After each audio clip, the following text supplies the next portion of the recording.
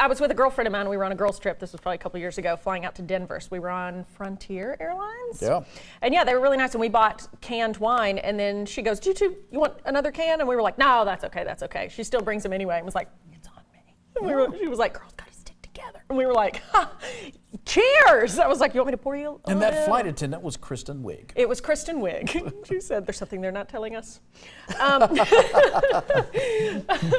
No, another time, one of my favorite times ever flying, and it would have been fun, but I would have been a little weirded out, except that my mom was there with me. I guess we were flying Southwest because we weren't assigned a seat. Well, we were almost late and missed the flight, so we barely get on. So the only seats that are left are middle seats. Mm-hmm. So I take one, I'm like, I'll go here. My mom's like, okay, I'll go. We're way far apart. I hear a baby crying most of the flight. Well, it turns out it was a grown man. It was the woman next to my mom had a baby. My mom ends up helping take care of this child the whole flight. The baby's crying and upset, and mom's holding the baby, rocking the baby. Meanwhile, I'm between two elderly men that were flying for business and are chatting me up and buying me all the beer in the world. I'm up there lit and just living my life. Meanwhile, my mom's back there running a free child care service. And we got off the plane, my mom was like, well, how was your experience? It was a madhouse back there. And I was like, what? Mm-hmm. No. I was on a flight once and sat next to an attractive lady, and she asked me, now, would you buy me a drink? For some reason, I got in the front, I guess technically first class. Because I selected that online and paid for it. No, I didn't.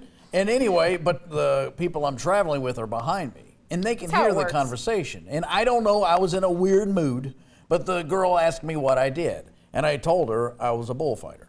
And I went on and on about my life. What? Yeah, for the whole flight. First of all, was she cute? Yes. Oh, okay, and you thought the way to her heart is to lie. It's to lie to her. To lie to her and start this relationship on a bed of lies. I knew it was going to end after the flight. I just was like, let me guess, you go to the bathroom as you get back in your seat, you were like, oh, man. Yeah, I was a little sore, sure. My hip always kills me after a good ride. Yeah, and I was going to my next rodeo. Yeah, sure. To save lives. Oh, my. I don't know how many, that's what bullfighters. Not the Spanish bullfighters. I'm talking about the rodeo clowns.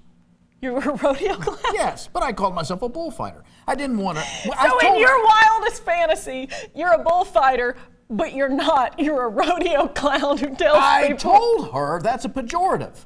We don't like rodeo clown language. We're bullfighters. That's what I told her. All right.